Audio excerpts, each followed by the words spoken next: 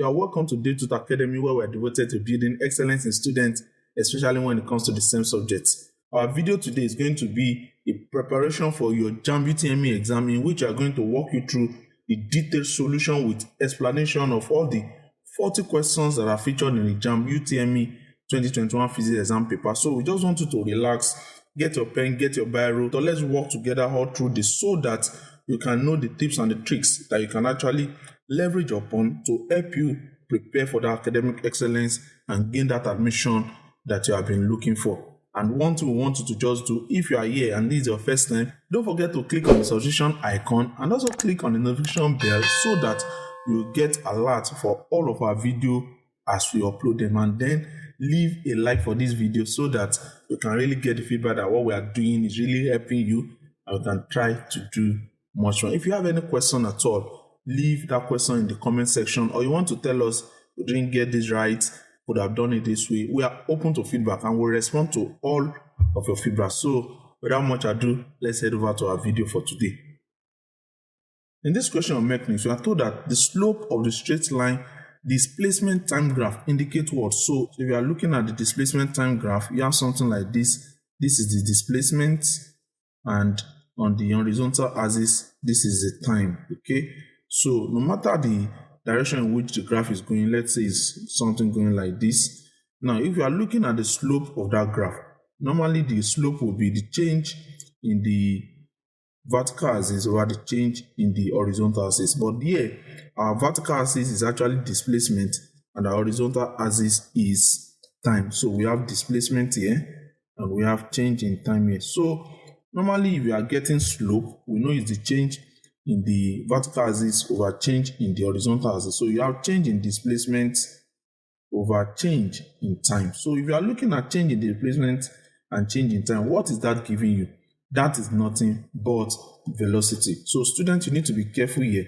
If we have been asked that what is the slope of the straight line distance time graph, distance is actually a scalar quantity, then the correct answer would have been speed. But here, since we are talking about displacement, the correct answer is actually velocity. So we are looking at uniform velocity in this particular case.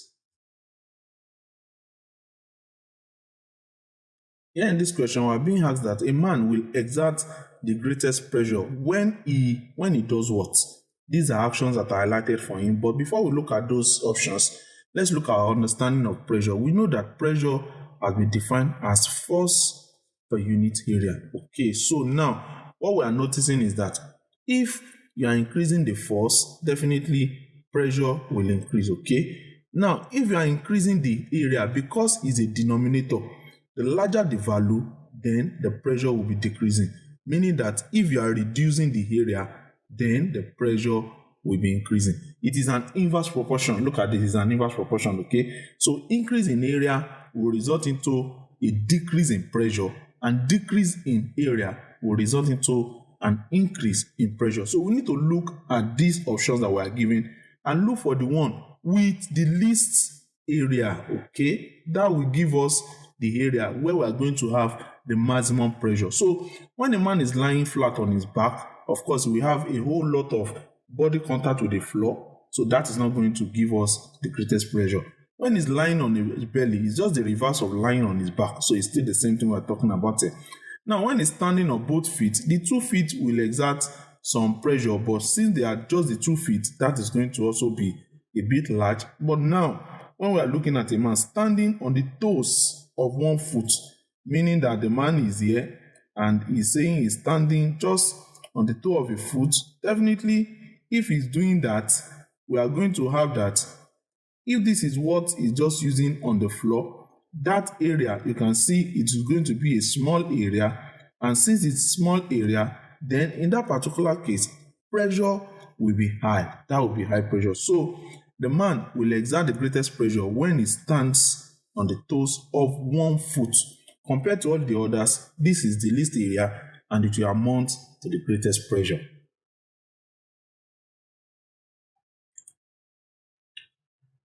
Here in this question, we are being asked which of the following physical quantities are derived. Okay, so for mechanics generally, we know that the standard quantities, the basic quantities from which others are derived, are the length, the time, and the mass. Okay, so if you look at all of this, already we are saying that mass is here. So mass is a fundamental quantity, it's not derived.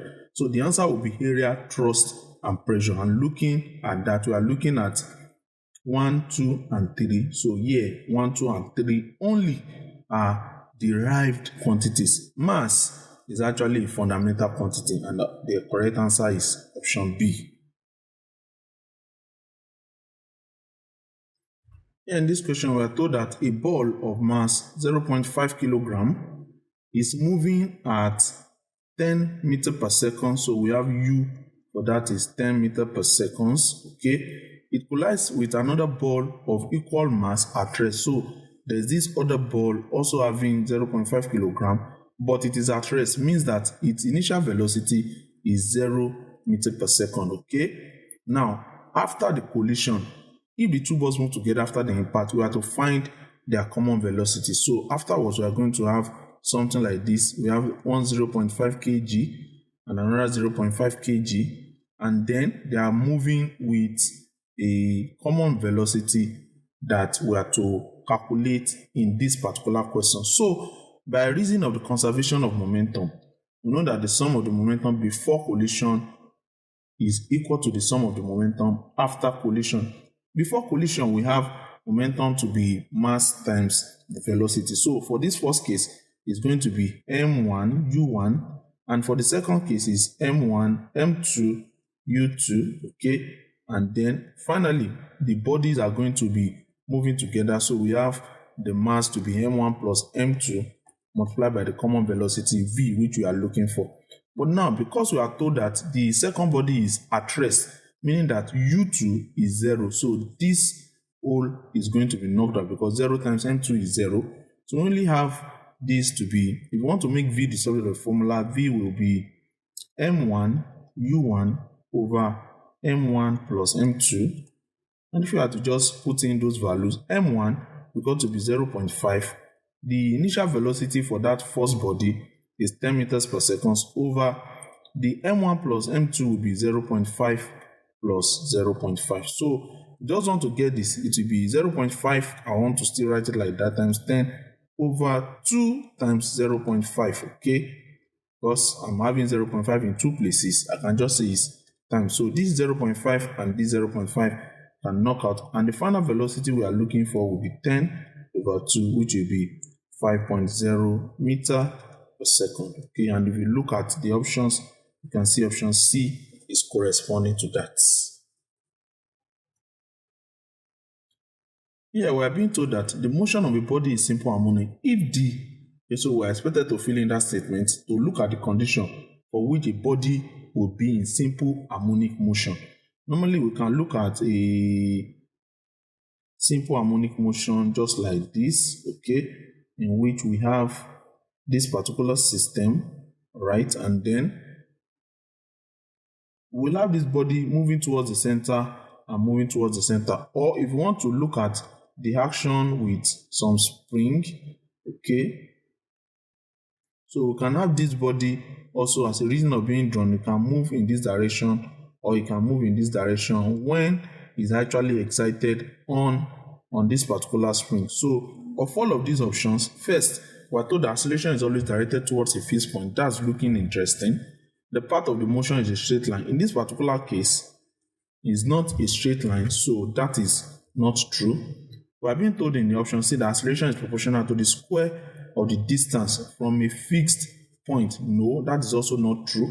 Then here we are being told that acceleration is constant and directed towards a fixed point. Acceleration does not necessarily need to be constant. So of all of these options that we have, the best solution will be that the motion of a body is simple harmonic if the acceleration is always directed towards a fixed position. So it can go anywhere, but it will always tend to pass through that center. And in this case, it can also go to the positive or the negative axis, but it will still want to return to this fixed point. So the correct answer is option A. In this question, we are being asked which of the following statements is not correct about the molecules of a substance in a gaseous state. So if you look at molecules of a substance in a gaseous state, I want to look at their behavior. In the first case, we are being told that they are in a constant state of motion. That is true because all of these molecules will just be moving helter-skelter. They are never static. Okay, so that is very, very true. Then they have different speeds. That is also true because the molecules are actually going to be colliding with one another, colliding with the wall of the container, and then their speed will be different. Okay, they have a temperature which is measured by the average kinetic energy. That is also true because temperature is actually measured by reason of how excited the molecules are. So if they are highly excited, they move around a lot and then they have so much kinetic energy, and temperature can be a measure of that. So that leaves us with option D here, that the collision between the gases is perfectly inelastic. It's not inelastic, it is elastic. So the solution to this question is option D. Yeah, in this question on gas laws, we are told that a given mass of gas has a pressure, so we can have our parameters written down. Pressure of 80 Newton per meter square at a temperature of 47 degrees Celsius. When we are working with this, we need to convert to Kelvin. So we have 273 to convert to Kelvin, and that will be, it will just be like you are having 50 plus 270, that is 320 Kelvin. Okay. Then now we are told that the temperature is reduced to 27 degrees Celsius. So the temperature now, this is T1, T2 is now 27 degrees Celsius. And again, we are converted to Kelvin. That will be 300 Kelvin. And here, we have to find the new pressure. P2 is our unknown. Now, if you are looking at this, I generally advise that as a rule of thumb, you can look at the general gas equation that P1 V1 over T1 is a constant, okay? So you can just eliminate the one that is not needed to feature here. You can see that we are not dealing with volume here. So for this particular question, we are looking at pressure and temperature, and the relationship between them is that P1 T1 is equal to P2 over T2. What we are looking for is P2. So I love to say my P2 is, if I cross multiply here, okay, I will have P2 to be P1 T2 over T1. And if we are to do that, P1 we got to be 80, then T2 we got to be 300 over T1, that is 320. This can cut quite easily. 80 here 1, 80 here 4. 4 can go in 300. We can say 4 here 1, 4 in 300, 4 in 30, that is 7. 4 times 7 is 28, remaining 2. 4 in 20, that is 5. So we have 75. So our P2 is nothing but 75 Newton per meter square. And if you look at the options, you can see that the option B is giving us that solution straight and direct.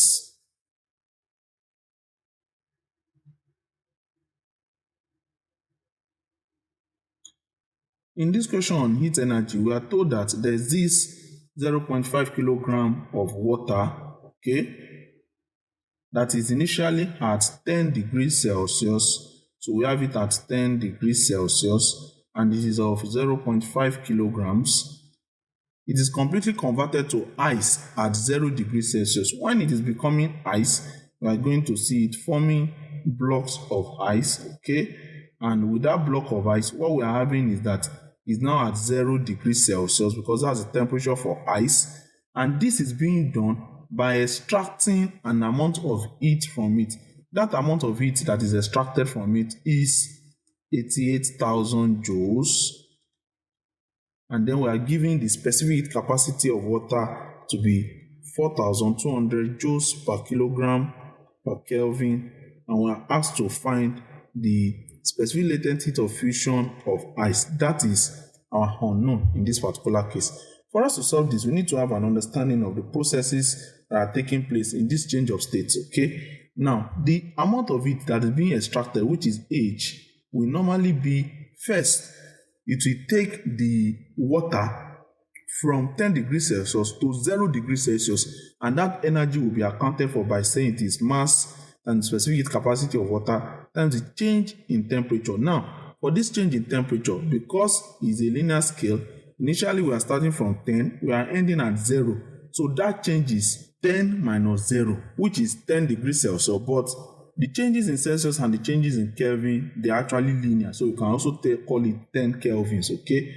Then we add that amount of energy to the energy that is actually taking place as a reason of the conversion of the water to ice, and that will be the mass multiplied by the latent heat of fusion of ice, which we are asked to find in this particular case. Okay, so if you want to solve this, you can just see that m is common to this left hand side, so we can just say our h over m is equal to c multiplied by change in theta plus L. So that means our L, the latent heat that we are looking for, is the heat over the mass, the amount of heat extracted over the mass, minus the specific capacity of water multiplied by the change in temperature. So we want to put in our parameters now. That H is 88,000 over the mass is 0.5. So if I'm saying I'm dividing by 0.5, it's as if I'm dividing by 1 over 2. Okay, so it's as if I'm saying times 2 over 1. Okay, then minus the specific capacity was given as 4,200. Change in temperature, we have said it is 10. Okay, so we have this as 10. So if we put in this value, this will be 176,000 minus 42,000. Okay, and that will be 134,000. So normally this is joules per kilogram. So that's what we have. But since our answers are given in kilojoules, so we just need to take our 1,000. We just move 1, 2, 3. So this is 134 kilojoules per kilogram. And if you look at our options, it is option C that is giving us that solution. In this question, we are being asked which of the following instruments may be used to measure relative humidity. If you are to look at it, hydrometer is actually used to measure the relative density. Manometer is used to measure the pressure in fluids. So if you are looking for pressure in fluid, either liquid or glass, you can make use of the manometer.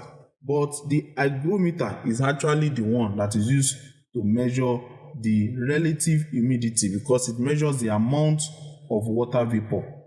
Okay, so that is actually the one that we can use to measure relative humidity. And then hypsometer is to actually use to estimate the height above sea level, and that is not the case of what we are looking at here. So from all of these, the correct answer is option C. Hygrometer is what is used to measure the relative humidity.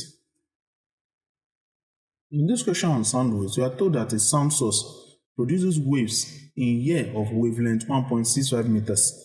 If the speed of sound in air is 330 meters per second, we are to get the period of vibration. Now, generally, the velocity is given as frequency multiplied by lambda, but we have the understanding that frequency itself is actually 1 over period. Okay, so we can say the frequency is the wavelength over the period. And now, since we are looking for the period, in this particular question, we can just say we want to cross multiply such that the period will be the wavelength over the velocity. And those are the two parameters that we have. We have been given the wavelength to be 1.65 meters. So 1.65 meters will be 165 over 100. Okay, so just take the decimal and move it backwards. Then the number of zeros with which you move it backward, you divide with a 1 in front. So we have 165 over 100. Then divided by the velocity. Velocity is 330. So it's dividing 330 over 1. So this will be 165 over 100 multiplied by 1 over 330. So you can do this so that you just want to make minimal use of the calculator whenever you are working on it. If you look at this, 160 times 2 is 320. If you have this additional 5, 165 is actually half of 320. So what So the period we are looking for is actually 1/200, okay? And if you want to juxtapose with the options that we have, 1/2 is 0.5, okay? 1/20 is 0.05, and 1/200 is 0.005. So this is nothing but 0.005 seconds. So I'll just use a quick fix to have my understanding that I know 1/2 is 0.5, 1/20 is 0.05, so 1/200 is 0.005, and option B here will be the correct solution that I'm looking for.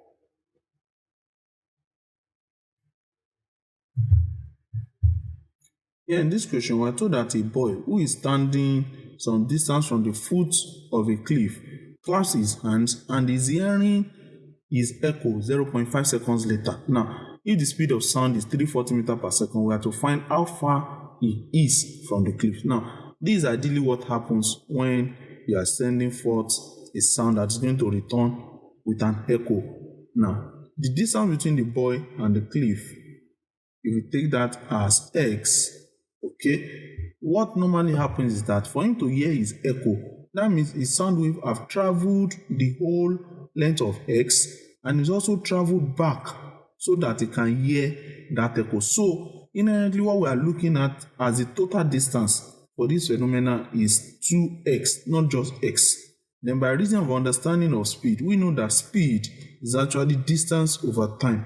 And in this case, we are looking for how far is it, the distance that is covered, which we are getting to see that it is 2x. So that distance is actually the speed multiplied by time. But it is 2 multiplied by that distance that we're actually seeing. So that means what we have is that 2x is equal to the speed, which is 340, multiplied by the time, 0.5. 0.5 is the same as 1/2.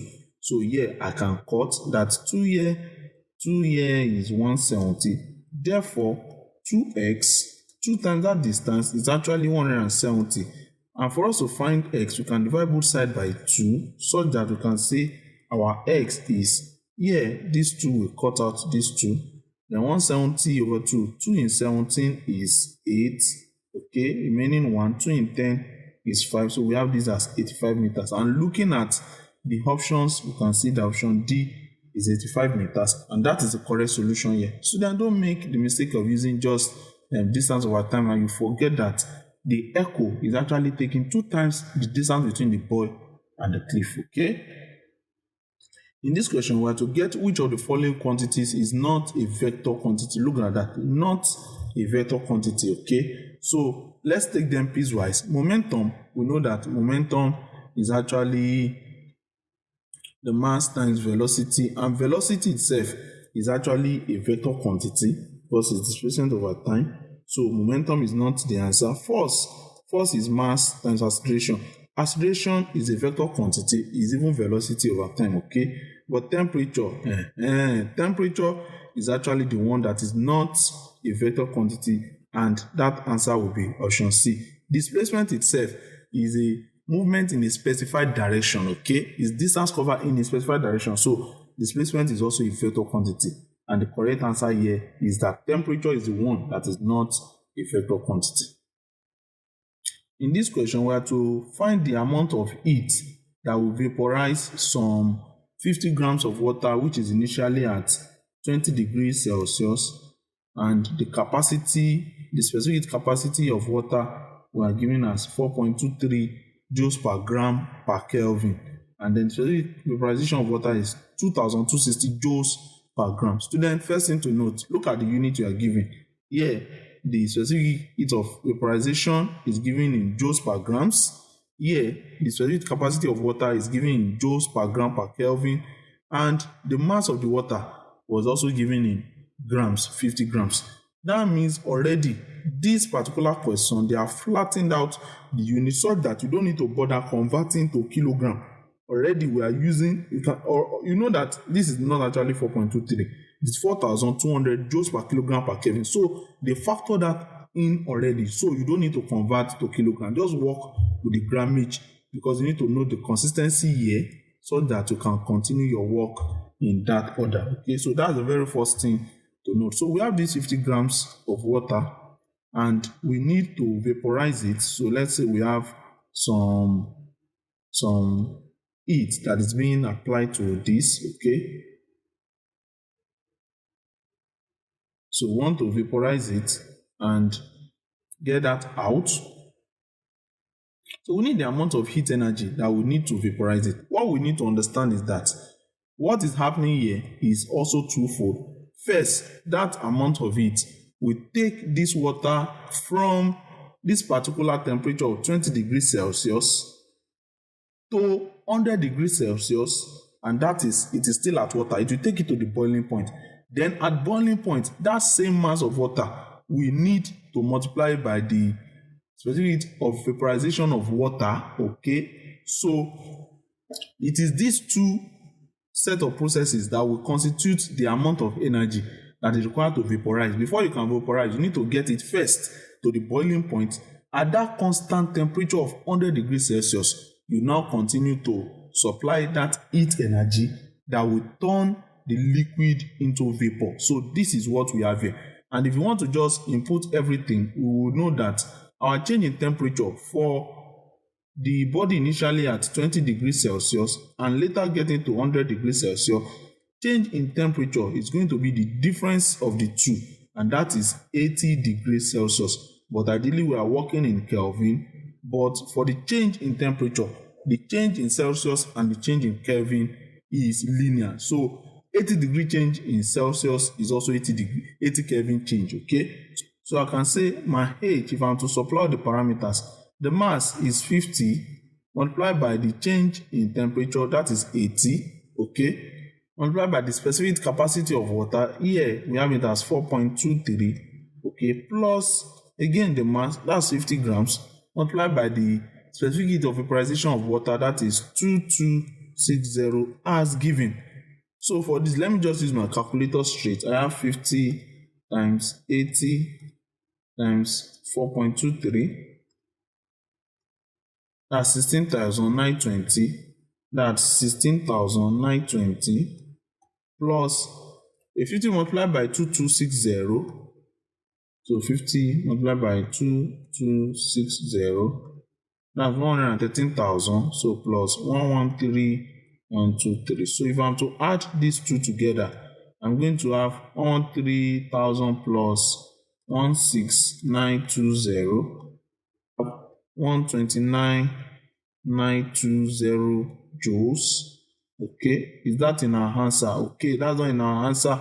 We have seen this 130 joules, which is the approximate value of this particular expression that we have here. So we can say our H is approximately equal to 130,000 joules, and that makes option D our answer in this particular case. This question is actually a test of our understanding of the concept behind RLC circuit at resonance. Because I've been told that in an RLC circuit, we are having the voltage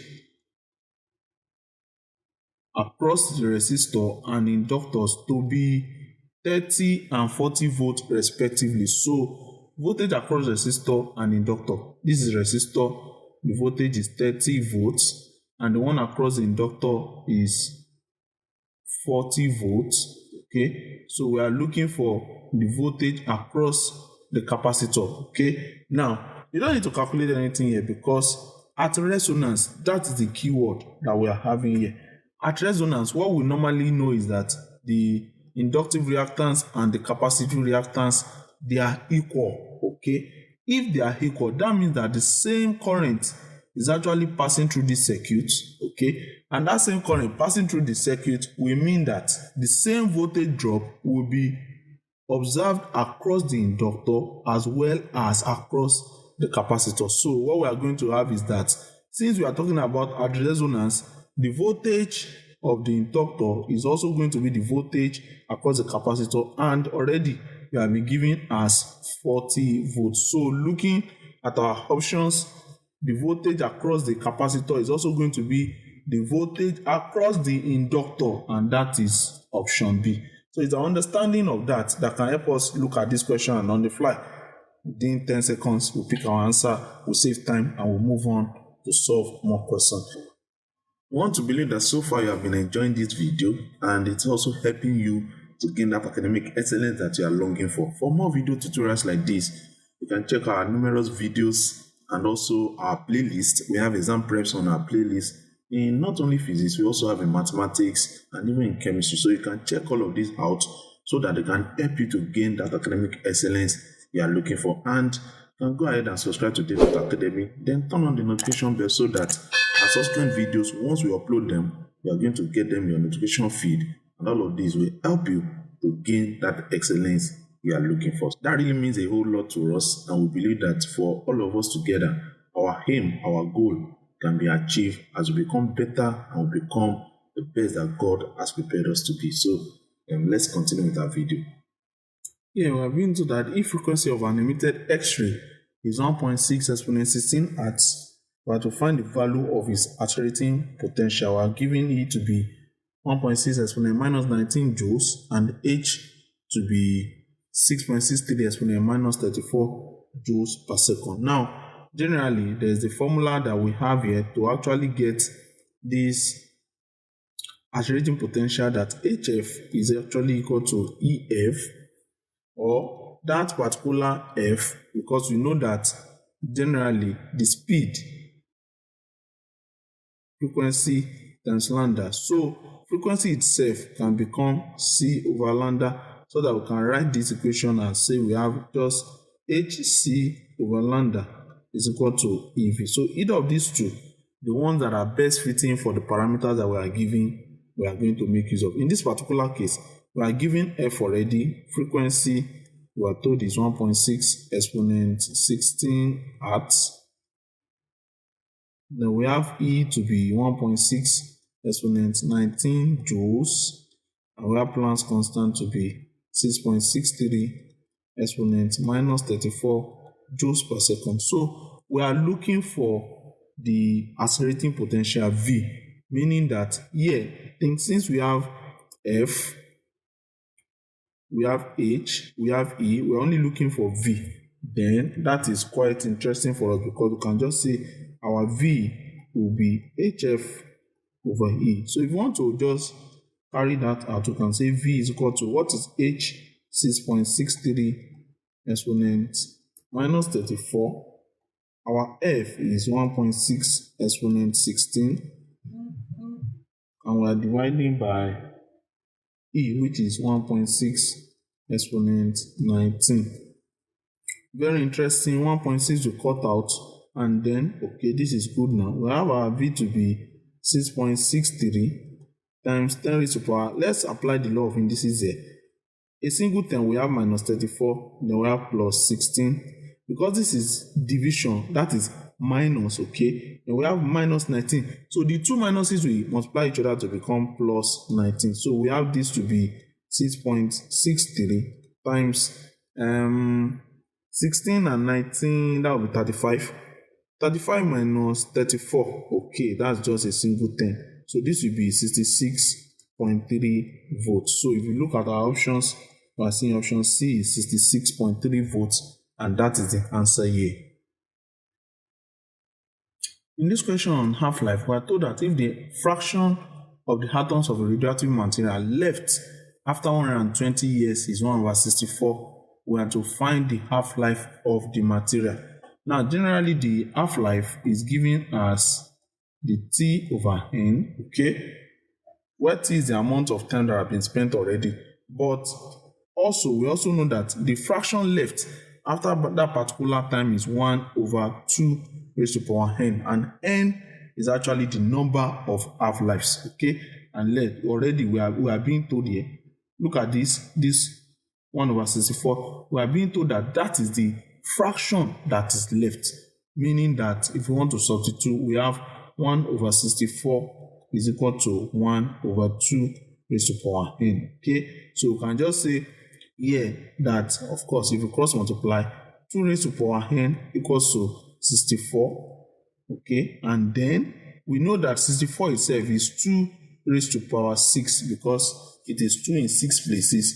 2 in 3 places is 8. 8 times 8 is actually 64. So with this, you can say our n since the bases are equal, the power should be equal. N is equal to 6, okay? And then if you find N to be 6 already, you can make use of that in T half is equal to T over N. The time we are giving is 120 years and N we have gotten to be 6. So that means that the half-life is 120 years over 6, and that is nothing but 20 years. So if you look at the options, you can see that option B is 20 years, and that is our answer here. In this question, we are told that a certain radioactive source emits radiation that was found to be deflected by both, look at that, that's the keyword, both magnetic and electric fields. Then the radiation is which of the following? Is it beta, gamma, X-rays, or ultraviolet rays? The only radiation that will be deflected by both magnetic and electric fields in this particular set of options is option A. So as good as it gets, once you understand that, you can just pick your answer as A and you are good and done. In this question here, we are being asked that the inner diameter of a test tube can be measured accurately using which of the following instruments? Is it a micrometer, screw gauge, a pair of dividers, meter rule, or pair of vernier calipers? Okay, so I want to show us the picture of the solution, and it's just like this. It is the vernier calipers. Generally, you can say you want to measure some spherical object with this normal scale, okay? But then, if you want to measure internal diameter, like here, we have the internal diameter of this particular beaker, which is just almost the same thing as a test tube. The test tube is just narrower. It is these other functions of the vernier calipers that can actually use to measure that, and you look at the reading and you'll be good and fine. So the solution here is option D, a pair of vernier calipers. Here in this question, we are told that two bodies have masses of ratio 3 to 1. So this is one body. You have masses, let's say that mass is 3. Here the mass is 1. Then the experience forces which impart to them acceleration in the ratio 2 to 9. So a force, some force is giving an acceleration here 2. Now when they say respectively, that means the order is important. The first one they talked about is 3 to 1. Second one is 2 to 9. So 3 and 2 goes together. 1 and 9, they goes together. So that is for the first case. And in the second case, some force is also being applied that render acceleration to be of order 9. So we have to find the ratio of the forces that the masses experience. I think this is as good as it gets. In the first case, you can just say this is F1, this is F2. F1 will be mass times acceleration, and that will be 3 times 2. So we can say this is 6, okay? And F2, it will also be mass times acceleration, but now we are looking at this case, okay? And that will be 1 times 9, that is 9, okay? 6 newtons and 9 newtons. So if they are looking at the forces, now if they are looking at the ratio of the forces, the masses experienced, that will be F1 ratio F2. And F1 ratio F2 in this case will be 6 ratio 9. 3 can go in them, so we have 3 in 6 is 2, 3 in 9 is 3. 2 ratio 3 will be the correct solution here, and if you look at option C, that is there as our answer. Here we are told that the particle of mass exponent minus 2 kg is fixed to the tip of a fan blade which rotates with angular velocity of 100 radian per second. Now, if the radius of the blade is 0.2 meters, so we can have our radius here. This is 0.2 meters. That's the radius, okay? And then we have to find the centripetal force, okay? So, the mass was given to be 10 raised to the power minus 2 kilograms. And what we need to note is that we are looking for the centripetal force in this particular case. But normally we know that that force is mass times acceleration. So the onus is lying on us to find the acceleration in this particular case. And acceleration normally is velocity square over r. And for this centripetal motion, that velocity is the radius multiplied by the angular velocity. So we can have that raised to the power 2 and over r. So this will be rw square. That is the acceleration. And from the question, we've been given the angular velocity to be 100 radian per seconds, and we have the radius as 0.2 meters. So if we just want to put everything together, we know that our force will now be mass times the radius multiplied by the square of the angular velocity. So bringing in all the parameters that we have, this will just be exponent minus 2 times radius is 0.2 times w raised to power 2. So we have 100 raised to power 2. So you can just have 10 raised to power minus 2 times 0.2 times 100 itself is 10 raised to power 2. Then with this new power, we have 10 raised to power 4. So this will be 0.2 times 10 raised to power 4 minus 2 is 2. So, 0.2 times 100 and 0.2 times 100 is 2 times 10. So the force that we are looking at is actually 20 newtons. So from here, I just say 0.2 times 100. The first zero will take care of the decimal place. So we have 2 times 10, and that will be 20 newtons. So option B here will be the correct answer as the solution in this case. In this question on momentum, we are told that a lead bullet of mass 0.05 kilogram is fired with a velocity of 200 meters per second into a block of mass 0.95 kilogram. So we are given that the lead block can move freely, and we are to find the final kinetic after impact. So inherently, what we are being asked is to find the kinetic energy, which you know is actually half mv square. We need to find the value of the velocity, because we are already given in the question that we are having initial velocity of the bullet ub is 200 meters per second, whereas the initial velocity of the block, let me call k, that is 0 because it is at rest. And there is a final velocity v, which we are going to use to evaluate the kinetic after the impact that we are going to be looking at. By looking at the law of conservation of momentum, we know that the mass of the bullet multiplied by the initial velocity of the bullet, that's the momentum before collision, plus the mass of the block multiplied by the initial velocity of the block, but that initial velocity, we set it is 0, and when 0 multiplies anything, that is going to be 0.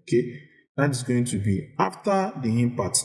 Their masses are going to combine, so we have the mass of the bullet plus the mass of the block multiplying the common velocity with which they will be moving. So that common velocity will just be, here we have mass of bullet multiplied by the initial velocity of bullet over the sum of the masses, the mass of the bullet plus the mass of the block. So if we want to put in these values, mass of the bullet is 0.05 times initial velocity, that's 200, over the mass of the bullet plus the mass of the block. So here, I think this is 1, 0.05 plus 0.95, that is 1. So we have 0.05, that v is 0.05 is like we have 5 over 100 times 200 over 1, because this denominator is actually 1. We don't need that again. So this is just 5 times 2. So the final velocity is 10 meters per second. So we can use this formula now to find the kinetic. So that kinetic will be 1 over 2. What is the mass? It is 1. It's the mass of both the block and the bullet. And we have already gotten that here to be 1. So we have multiplied by 1. Multiplied by the square of the velocity, that is 10 raised to power 2. So that k will be 1 over 2 times 100, and that will be 50 joules. So looking at our options, we are seeing 50 joules as option A, and that is the correct answer in this case.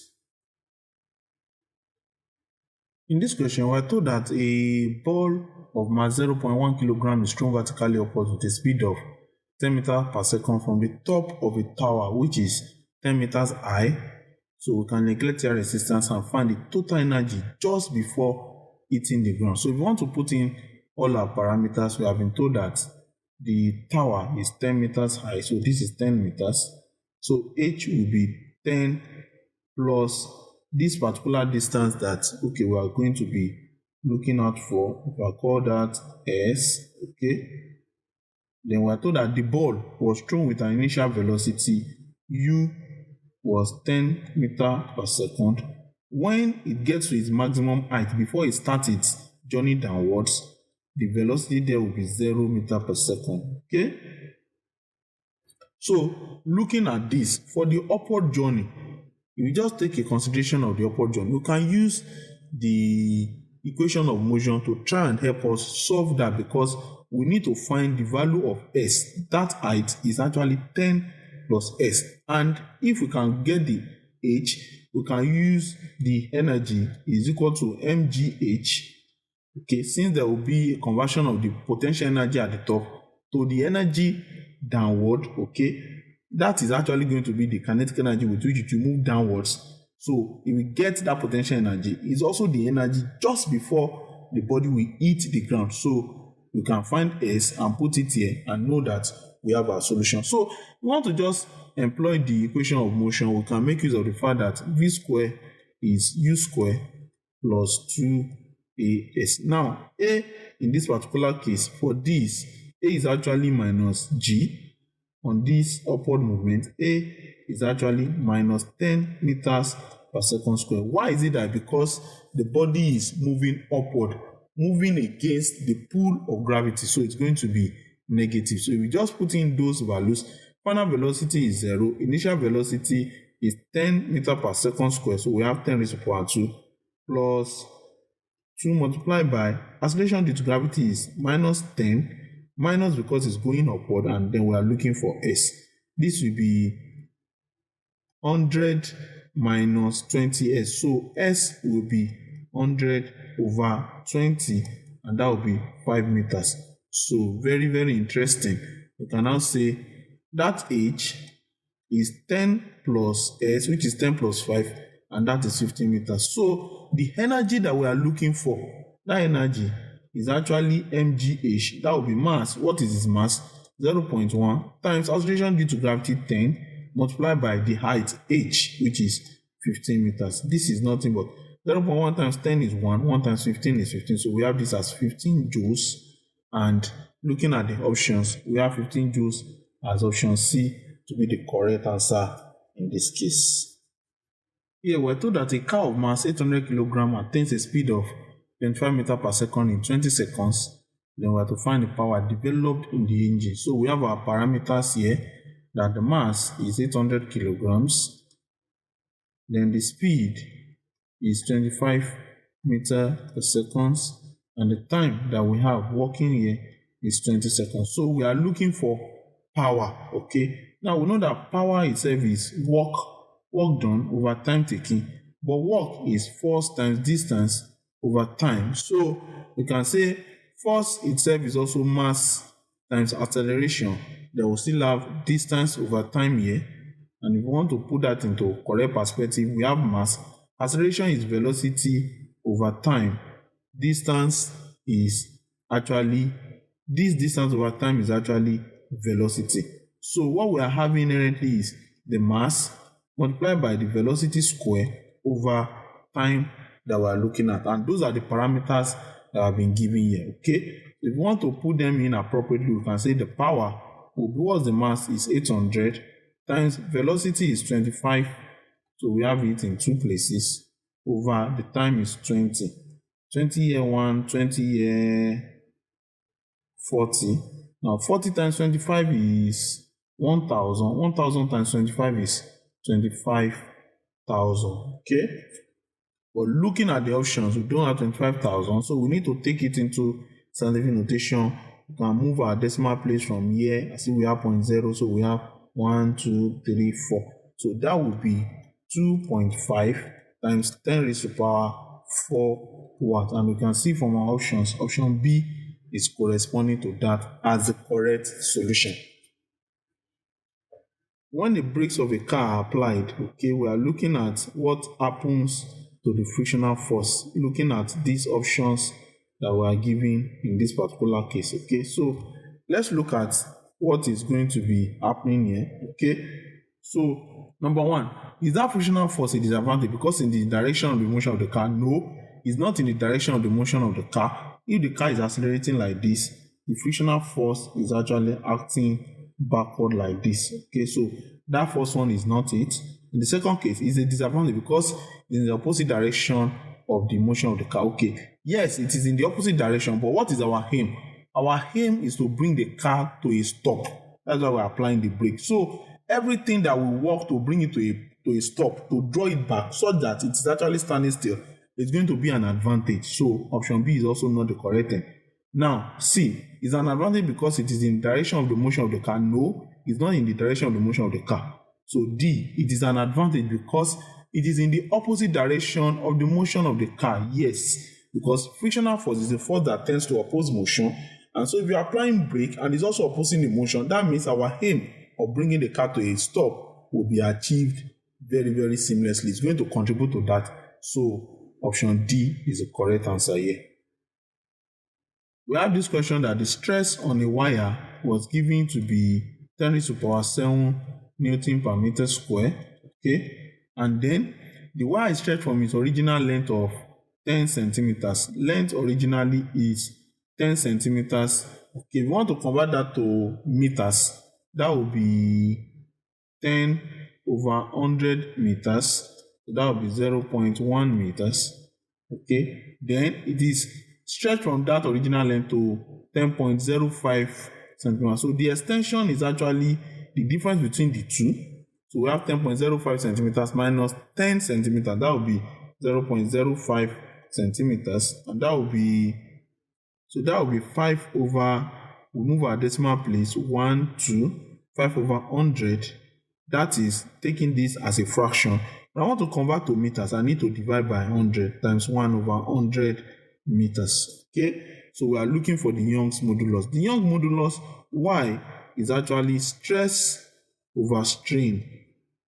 That's the formula for the Young's modulus within the parameters that we are given here. But we have stress, we don't have strain. Strain itself we can get by saying it is the extension over the original length. And in this case, what we have is 5 over 100 times 1 over 100, which is the extension, divided by 10 over 100, which is the original length that we got as 0.1 meters. But I can just as well multiply it and take care of the division. So I have times 100 over 10. So now I can just divide like this. 100 is going here. So I can take this as 5 over, this is 10 raised to power 2. With this 10 raised to power 3. That is the strain, okay? Then, in that case, I can just find the Young's modulus Y to be the stress, which we are given as 10 raised to power 7, okay, over 1, divided by the strain, which is 5 over 10 raised to power 3. So this will become 10 raised to power 7 over 1 times 10 raised to power 3 over 5. Okay, so this will be 10 raised to power 10 over 5, and that will be, if I take 110 out, okay, it will be 2, then the remaining will be raised to power 9, and the unit is Newton per meter square. So this is interesting here. Look at what I did there. I have 10 raised to power 10, okay, over 5. So if I just take a singular 10 out, I will have 10 raised to power 9 remaining. That singular 10 that I took out divided by 5 is 2. So the correct answer here is option D. Now, these are means of actually working with this in such a way that you are getting tips to resolve your question without needing to pause to go and be checking your calculator.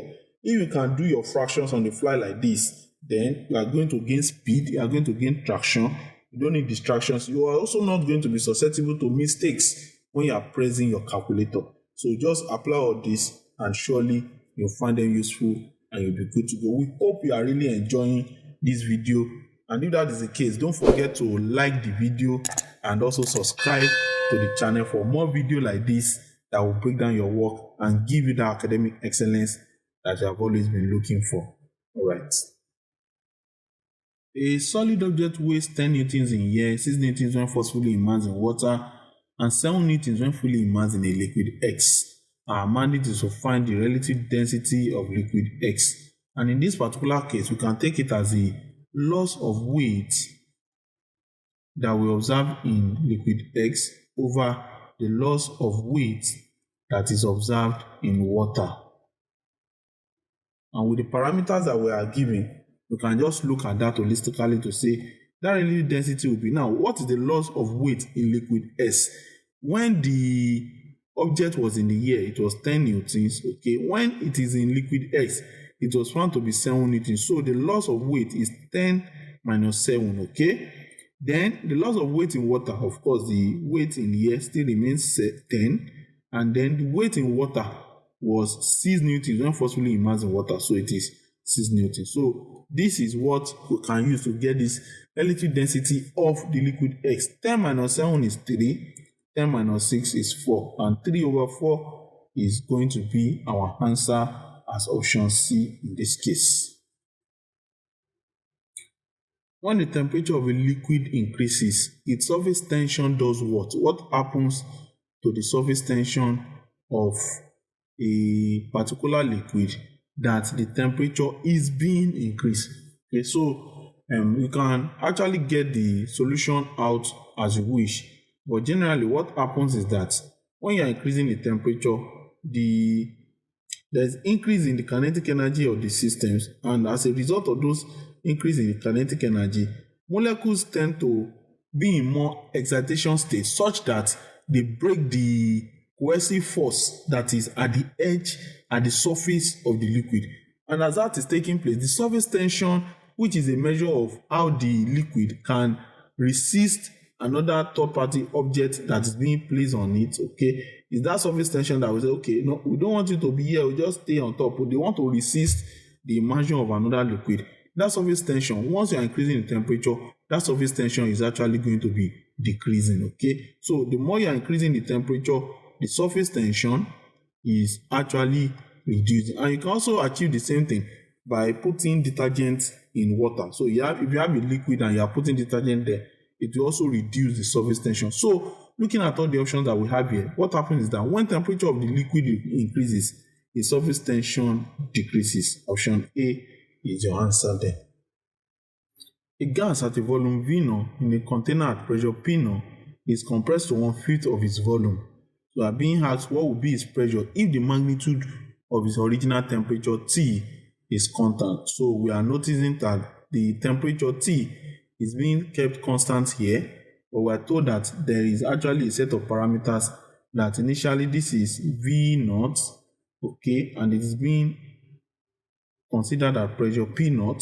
But now what we are having is that V0 had been compressed to 1/5 of its volume. So this is 1/5 V0, and we are being asked what will happen to the pressure. Okay. Normally, by reason of the gas laws that we have is understanding that we have P1 V1 over T1 is supposed to be a constant. Okay. Now we are being told that temperature is being kept as a constant, so we can do away with temperature. So we just have P1 V1, which you can relate to any other P2 V2. This is a linear relationship. So if we have a decrease in volume, those are saying the whole system must be actually maintaining its consistency. If we drop the volume now by 1/5, that will actually take effect on the pressure as 5 pressure. Okay, so if we just want to look at that via calculation, like we said, we have our P1 V1 is equal to P2 V2, and here in this particular case, what is our P1? Let's say our P1 is P0, our V1 is V0, is equal to, in the second case, what is our P2? That's what we are looking for. Let's call it P. What happened to our V2? It is 1/5 multiplied by V0. So if we just cut out these that are actually equal to each other, then we have P will be 5 here, we multiply the P0 to have it as 5 P0. So inherently, if you reduce the volume by a particular parameter, that parameter will be multiplying the pressure for the system to still maintain that gas law of the pressure law. So the pressure will be multiplied by a factor of 5 if the volume has been reduced by a factor of 5. In this question, we are told that a piece of substance of specific heat capacity 450 joules per kilogram per Kelvin falls through a vertical distance of 20 meters from rest. So let's say it is coming from rest and this is 20 meters. So this particular body is falling from here and just falling down straight here. Okay. So it has some specific heat capacity. C is 450 joules per kilogram per Kelvin. And then that's 20 meters. We are to find the rise in temperature of the substance on hitting the ground when all these energies are converted into it. So that statement is very key for us, that here we are having a conversion of energy from potential energy to heat energy. Okay. So now with the parameters we are given, we are noting that the formula for potential energy is mass times acceleration due to gravity times height is equal to the formula for the heat energy, mass times the specific heat capacity multiplied by the change in temperature. Interestingly, the masses they will cut out. So that we are not giving the mass is actually that we don't need it.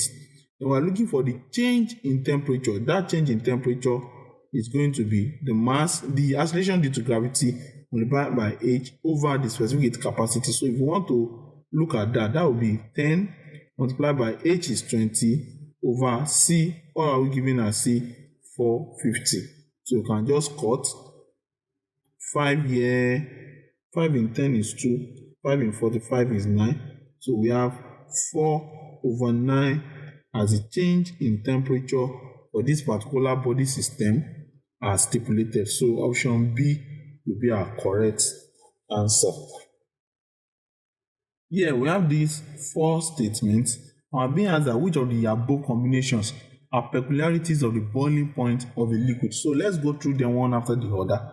First, a liquid boil when the saturated vapor pressure is equal to the external pressure. Okay, that is true.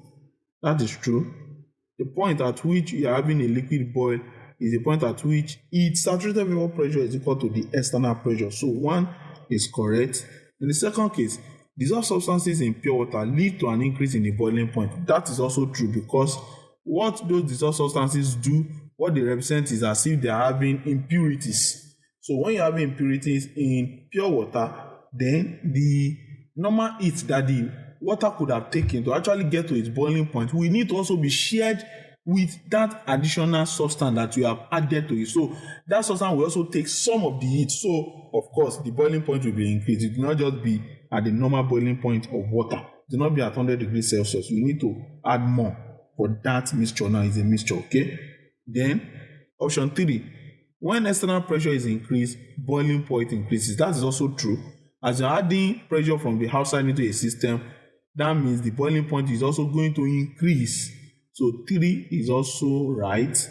Okay. The last sentence, dissolved substance in pure water decreases the boiling point. No. That's just a negation of the option 2, the statement 2 that we just look at. So statement 4 is wrong, and then the correct answer, they say which of the combinations are peculiarities of the boiling point of a liquid. The correct answer would be A, 1, 2, and 3 only. Here we're told that the temperature gradient across a copper rod that is having thickness 0.02 meters maintained at two temperature junctions of 20 degrees Celsius and 80 degrees Celsius respectively is what? Okay, so for us to be able to solve this, we should know that that gradient, that temperature gradient that we are talking about, is actually the change in temperature over the thickness of this particular copper that we are looking at. And if that is the case, we are going to see that the change in temperature is from 20 to 80. So 80 minus 20, that is 60. So that means that what we are going to have is 60 Kelvin over the thickness. The thickness is 0.02 meters. Now, why did I say Kelvin? Because it's a linear change in Celsius that we also observe in Kelvin. So instead of saying you want to convert Celsius to Kelvin, 20 to Kelvin, 80 to Kelvin, then find the difference. The difference will still be 60K. So this is the same as if you're having 60 over 1 divided by 0.02 is 2 over 100. So if you want to evaluate that, you can just say this is nothing but 60 over 1 times 100 over 2. So 2 here 1, 2 here 30. 30 times 100 will be 3000, and that will be 3 times 10 raised to the power 3 Kelvin per meter. And looking at our options, we can see that that is featured in option B as the correct solution. Okay. In this question on heat energy, we are to find the mass of ice that will melt when 2 kg of copper is quickly transferred from boiling water to a block of ice without heat loss. We are given the specific capacity of copper to be 400 joules per kilogram per Kelvin, and the latent heat of fusion of ice to be 3.3 exponent 5 joules per Kelvin. So what we need to note first and foremost is that when we are moving the 2 kg of copper, we are told that it is moving from boiling water. That means its initial temperature is 100 degrees Celsius, because that's the temperature of boiling water. So if it's coming from there, that will be its temperature. And now, what is the temperature for ice? That is 0 degrees Celsius. Okay, M is what we are looking for. So the mass for ice, we don't know. Now, what we should notice here is that what we're having is a transfer of heat energy from the hot copper to the cold water. Okay, so what we just need to do is to find the heat loss and equate it to heat gain. Okay, so we'll see that it is the copper that's actually losing it. So we can have the mass of copper multiplied by the specific capacity of copper multiplied by the change in temperature that the copper is going through. That's going to be the heat gain by the ice. Now that ice is not going to have a change in temperature. Why? Because it's only going to maintain that temperature of 0 degrees Celsius until it melts from ice to water. At that point, there's no change in temperature. So we can only have the mass of the ice multiplied by the latent heat of fusion of ice. So what we are looking for is the mass of the ice. So if you want to get that, you can just say the mass of ice is equal to the mass of the copper multiplied by the specific capacity of copper multiplied by the change in temperature of the copper over the latent heat of fusion of ice. So if we want to bring in all our parameters, we can just say our mass of the ice is, what's the mass of the copper? We are given as 2 kg. So this capacity of copper was 400. Change in temperature, the copper was moved from a boiling water, so it is operating at 100 degrees Celsius there, moved to this particular ice. Ice is at 0 degrees Celsius, so the change is 100 minus 0, which is 100 over the latent heat of fusion of ice. That's 3.3 times 10 raised to the power 5. Okay, so if we are to look at this will be 2 times 400 is 800. 800 times 100 will be 8,000. 80,000. 80,000 is 8 times 10 raised to the power 4 over. Now we have 3.3. We are not having anything 10 here, so we can as well express this in such a way that the 10s will cut out. So 3.3 times 10 raised to the power 5 will be like 3.3 times 10 times 10 raised to the power 4. 3.3 times 10 is 33, so this is 33 times 10 raised to the power 4. So I can cut out this 10 raised to the power 4 to say this is nothing but 8 over 33 kilograms. So where is that option? You can see option A is 8 over 33 kilograms. In this question on waves, we are told that the equation of a wave traveling along the positive x direction is given by this, okay? And then we have to determine the angular velocity of the wave motion. So your understanding of what we are talking about, the equation of the wave, is critical here, because that equation is given as y to be a sine omega t minus phi, okay? And then if you are to compare these two, you compare it with y is 0.25 exponent minus 3 sine 500 t minus 0.025x. We can see that by comparison, this is w and this is the coefficient of t. Both are the coefficient of t. So w, which is the angular velocity, is nothing but 500. What is the unit? That will be radian per second.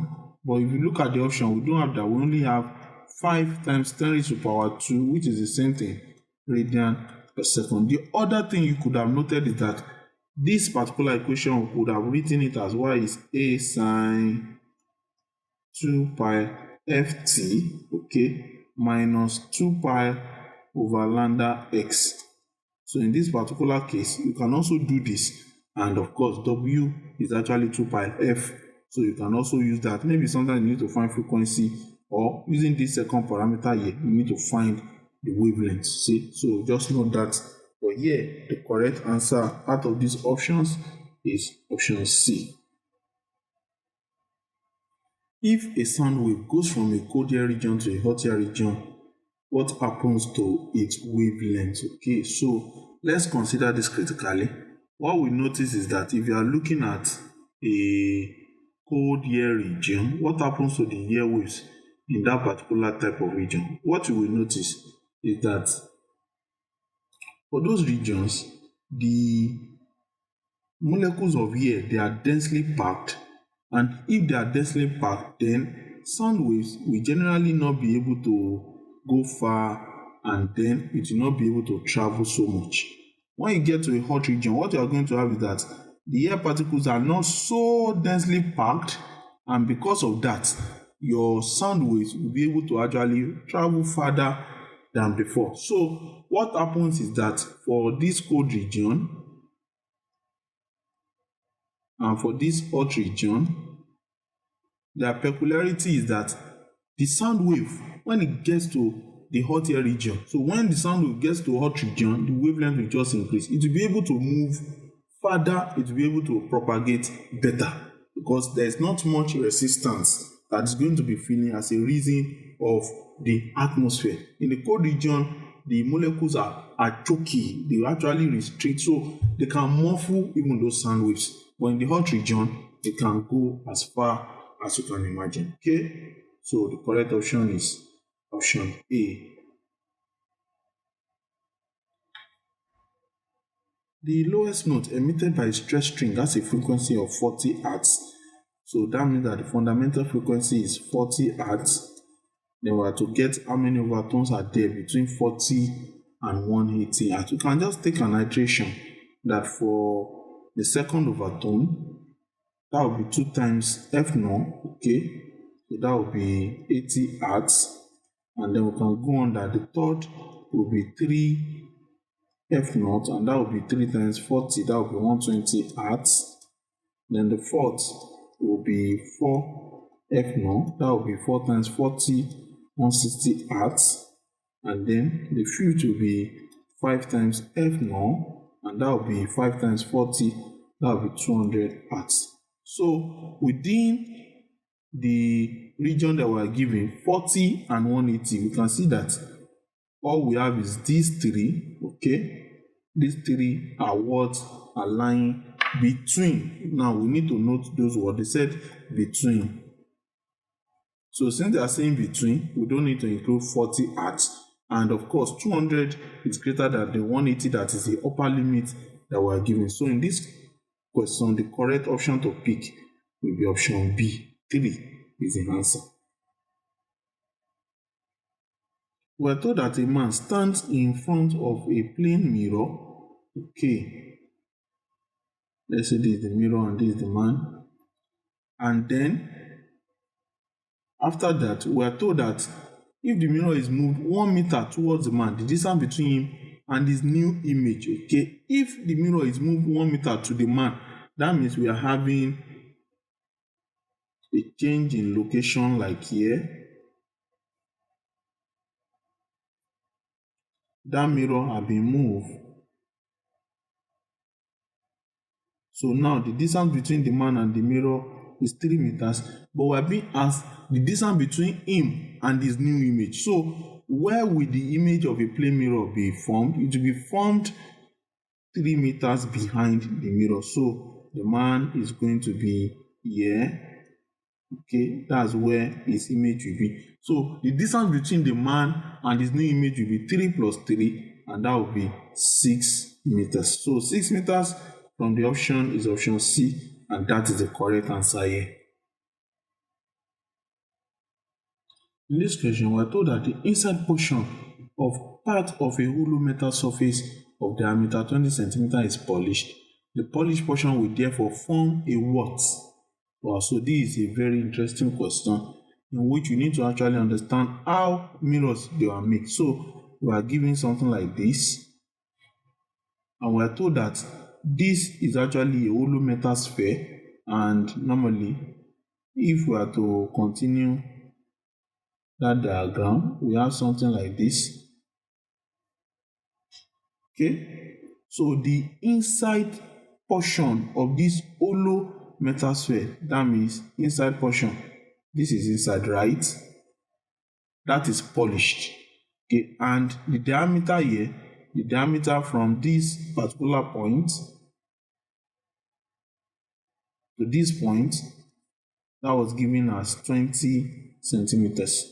So we want to get the polished portion. What is it forming? What type of mirror is it forming? Now, for this particular case, what you are going to notice is that because this inner region is polished, that is not going to be the region that will be acting as a mirror. It will be the other side. The side you polish will be the one that is going to reflect back. It's going to push back what is going. So it is the other side that is going to be used as the mirror. So that means what you're having inherently is that this side is where light rays can come in. Now we are told that we have the diameter there. Normally, this will be the center of curvature, and that center of curvature will be half of the diameter that we are given. So from here to that, we have that to be 10 centimeters, but this is the center of curvature. The focal length is between the center of curvature and the pole of the mirror.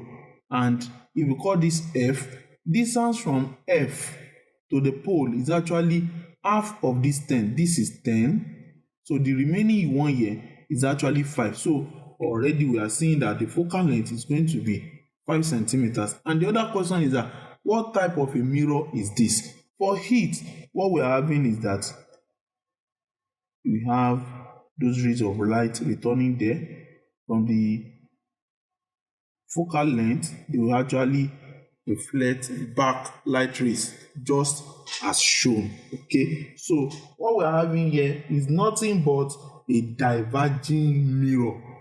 Now, a diverging mirror is also known as a convex mirror. Is the other case for lens. The diverging lens is actually the diverging or the concave lens. But for mirror, you have a diverging or a convex mirror. And this is like this. So what we are going to be having is a convex mirror with focal length of 5 centimeters. The diameter was what we are giving. Half of it will be the center of curvature. Okay, but it is half of that is the focal length. So the correct option out of all this option is option C, convex mirror of focal length 5 centimeters. In this question, we are told that the velocities of light in air and in glass are 3 exponent 8 meter per second and 2 exponent 8 meter per second respectively. Now, if the angle of refraction is 30 degrees, we are to find the angle of incidence. So here, inherently, this is the angle of incidence theta.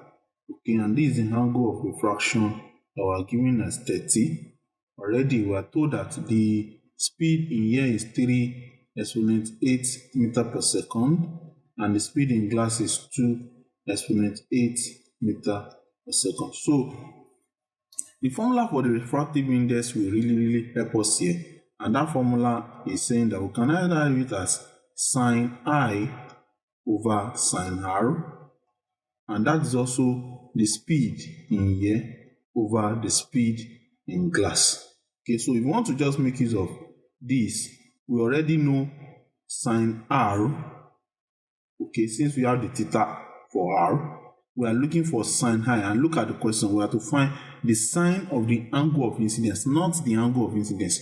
Then you can equate that to the speed in here and the speed in glass. If you are to do that, we're just going to say that our sine I that we are looking for is over sine R is 30. That is equal to the speed in here, 3 exponent 8 over the speed in glass, 2 exponent 8. Okay, so sine 30 is actually 1 over 2. So these two can cut so that the sine I we are looking for is 3 over 2. This sine 30, which is 1 over 2, when it comes to that other side, I will say times 1 over 2. So this is nothing but 3 over 4. And 3 over 4, if you are to convert to a number in decimal place, that would be 0.75. So here, among the options, option D, 0.75 is the correct answer for this question. In this question, we are looking at the astronomical telescope, and we are saying that an astronomical telescope is said to be in normal adjustment when what? So for the astronomical telescope to be in normal adjustment, we'll have the lens, okay? And if you are looking at the lens like that, it's actually looking far into space. And when it's looking into space like that, what we need is a set of some things that we should be able to look at holistically. Like we are seeing some Mars and we're having some star. You can look at them all.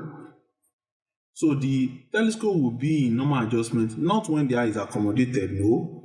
When the focal length of an object is longer than that of the eyepiece, no. When the final image is at the near point of the eye, no. It is actually in normal adjustment when the final image is at infinity. So the final image we are looking for will have to be at infinity, and then we can have that the object focus of this lens is also landing at the eye focus of the second lens, and then the final image will be at infinity. So option D is the correct solution to this, that it will be in normal adjustment when that final image is at infinity. Alright. In this question, we are told that a 2 ohm inductor has negligible resistance and is connected to a 50 over pi hertz AC supply. So we have to find the reactance of the inductor.